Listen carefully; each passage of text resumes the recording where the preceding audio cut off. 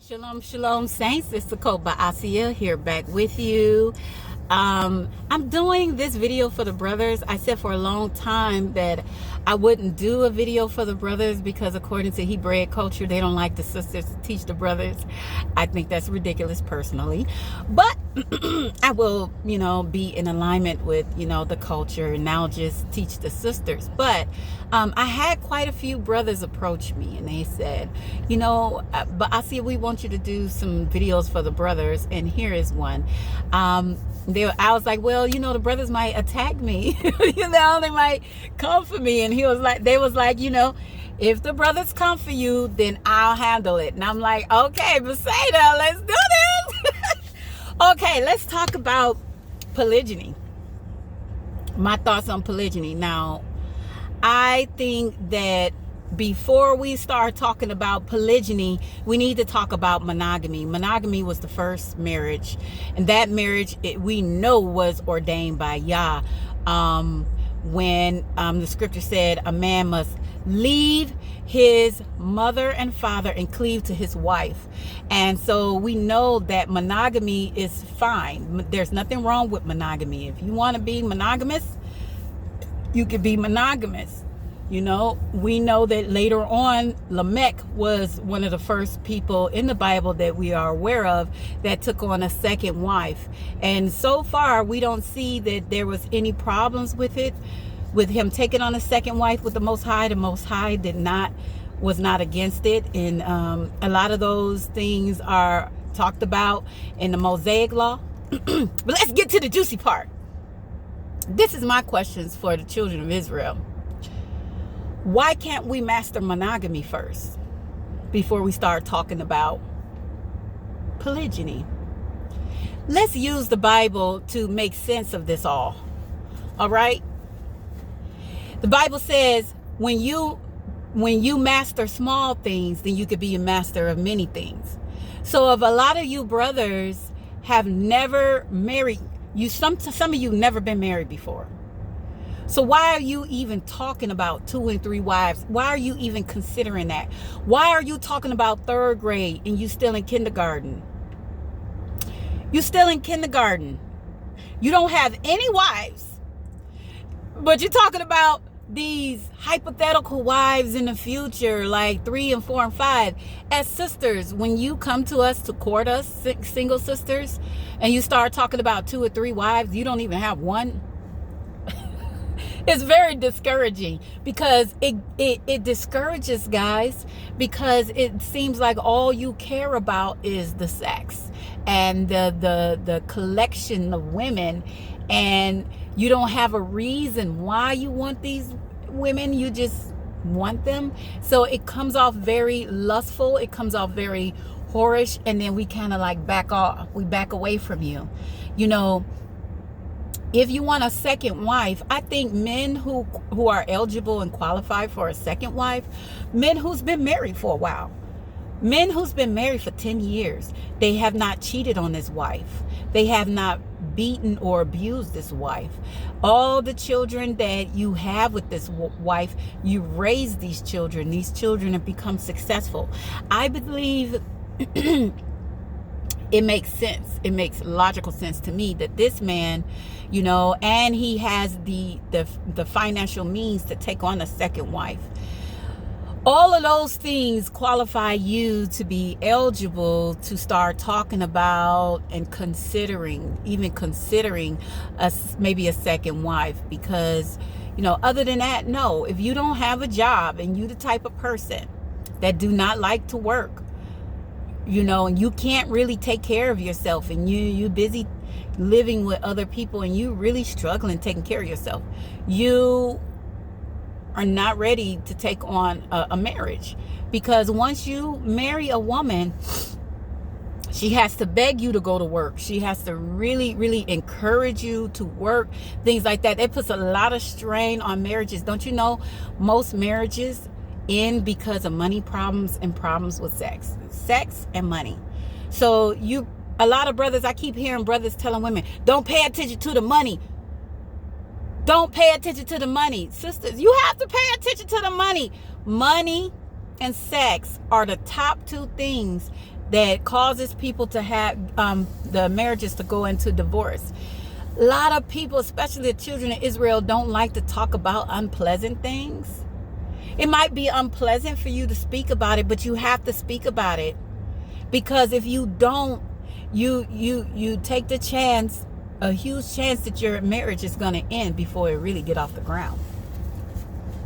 Have to talk about important things, and money has to be discussed. They keep telling you, don't pay attention to the money. Pay attention to the money. It's not about money, but I promise you, once you get married and move together, you got to eat. The bills got to be paid. And guess what? If your man is not good at paying bills, and he doesn't work, and he's off and on working, he's not consistent, he don't put work as a priority, paying bills as a priority, you're going to be upset. You're going to love this man, and he can be good with the scriptures all day long, but when your stomach is growling and diapers need to be purchased, and you have a baby and you guys are homeless, and now you out here begging people for help, and you guys are homeless because your man has not prepared himself for marriage. He's not prepared. You're going to put yourself in a precarious situation, sisters who are watching this. You put yourself in a precarious situation if you ignore a man, his finances, and his relationship with money. Is he good with money? It says when you good over small things, you be good over big things. That is a natural law. That's a law. When you're good over the little, you become master over the big. That is a natural law, guys. That's a natural law of this universe. Y'all made that law. Y'all made things that way. So if you see your man goes to work, but he likes to blow his money, he likes to spend money on drinks, beer, on himself and clothes. He put himself first. He's not going to change once you get married. You're going to have the same situation. You know, does he have money saved? Does he have good credit? You know, if he has money saved, he has good credit, he's a business owner, that means he's focused on money, and he's a good manager of money. You know, he's a good manager of money. You don't want to just be like, oh, you serve the Most High, so I'm going to marry you. You have to look at his relationship with his finances. Other than that, if you ignore that, you're setting yourself up for pain. Occult T, talk to the sisters right now. So don't ignore his money issues. He might have money problems. He might smoke weed a lot. He might be on crack. He might have a good job but be on crack. You have to look at these things. These are real things going on in our community. People are preaching out the Bible. People are studying the Bible, and they don't want you to look at them. They want you to look at what they're doing with the Bible. I'm telling you to look past the Bible, move the Bible out the way, and look at the person. Move the Bible out the way and look at the man. Look at the woman. But mainly the men. Move the Bible out the way, Occult T, and look at him. And see if his life is a reflection of the Bible and its principles. Get out of the emotion, because once you get out of the emotion and you look at the person, move the Bible to the side, look at the person, look at the facts that are in front of you, then you can make a really good decision on choosing a man. But let's get back to the polygyny part. Excuse me, I just went on a tangent right there. So let's get back at the man and the polygyny. How are you in first grade talking about what's going on in third grade? You don't know what's going on in third grade. You have to master first grade. Master monogamy. Master monogamy. Monogamy is first grade. Polygyny is second and third and fourth and fifth grade. Matter of fact, polygyny really is doctorate degree. You on first grade. You in first grade. Master monogamy first. All these single sisters and all you talking about is polygyny. Focus on, if every brother just focus on one wife, we'd be a better nation. Oh my God, if every brother just focus on one wife, our nation would grow. We got lots of single sisters. Why are you single brothers talking about 2 and 3 wives? You don't have one. Secure the one. Say, Mikael, shalom, Mikael, I'm using your words. Secure the one. Get the one wife. Spend years with her. Develop a foundation with the one wife. Stay in a relationship for 10 years. 5 years ain't enough. I had brothers like, nah, I want 10 years, 10 long. No, it's not. It's quality, not the quantity that's important. Okay? It's the quality. You're putting in the 10 years because you want to build quality. You want to learn how to develop a relationship. You want to learn how to communicate. You want to learn how to be in tune with each other. Give yourself 10 years with the same woman, never cheating and not abusive, and raise your kids, raise your children, not kids, but raise your children till they grown. Raise your children. Stay with one woman and raise your children. Can we master that? Because in the black community, what do we do? The brothers go for one woman, have children with her. The next woman have children with her. The next woman have children with her. The next woman, they got like 5, 6 baby mamas. And then the sisters, we got 5, 6 baby daddies.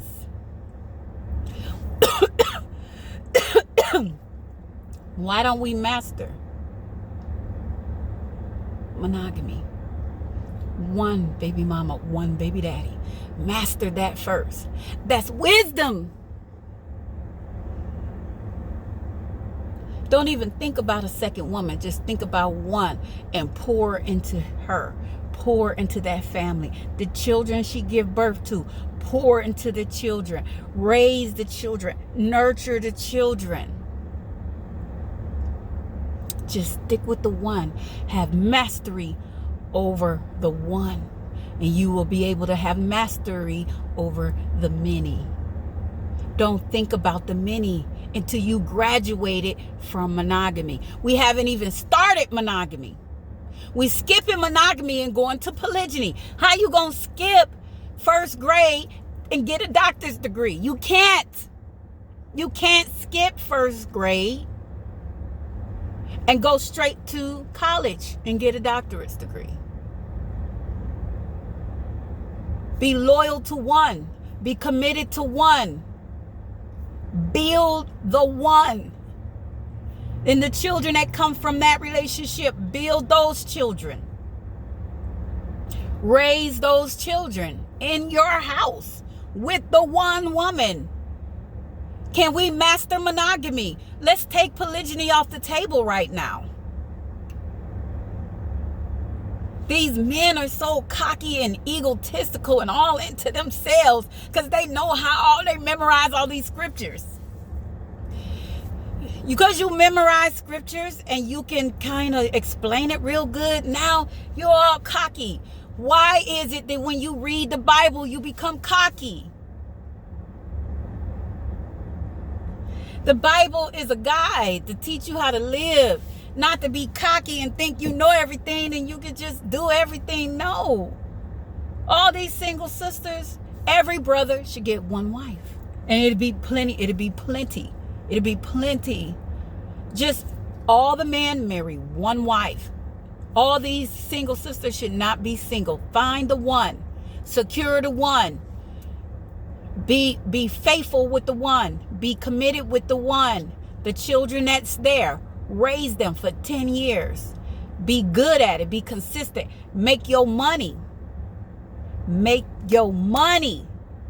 Make enough to be able to get a second one. That's my advice. Based off of what I've been seeing in the past 23 years in this truth. I was a part of the KOY community for over 20. I was married 10 years and I was with them for 17 years. I've been in the truth over 20 years. I've been in the religious community and I'm no longer with them. But I was with them for a long time. And I sit back and we don't have enough humility to say, this didn't work. So why don't we just step back and look at what we need to tweak? That's what I wish the Demona community would do. Step back and look at what you need to change, what you need to tweak. They need to tweak some stuff. The children of Israel need to tweak a lot of stuff. Leave polygyny alone. Leave polygyny alone. We need, the second thing I want to mention is the successful polygynous brothers and sisters and families, the successful ones. When I say success, I mean the women are happy. And the children are happy. Not just the man. Some of these polygynous men, all they care is about their own happiness. They're very, very egotistical, entitled. They got this entitlement thing. And they don't care about other people's happiness. They don't give a shit about their wife. I can have sex with whoever I want. I do what I want. That ain't the type of brother that need to be a polygynist. I ain't talking about them. I'm talking about successful polygynous families where the woman is happy and the children are happy. All the wives are happy. All the children are happy. And, and it's very successful. And, the brother, he's been married to one woman for 20 years. He's been married to this other woman for 10 years. It's very successful and everybody's happy and fulfilled and secure. Those people need to come out and they need to start teaching on the do's and don'ts of polygyny. Because a lot of the successful polygynous families are very quiet. You don't hear much about them. But children of Israel are attracted to distractions.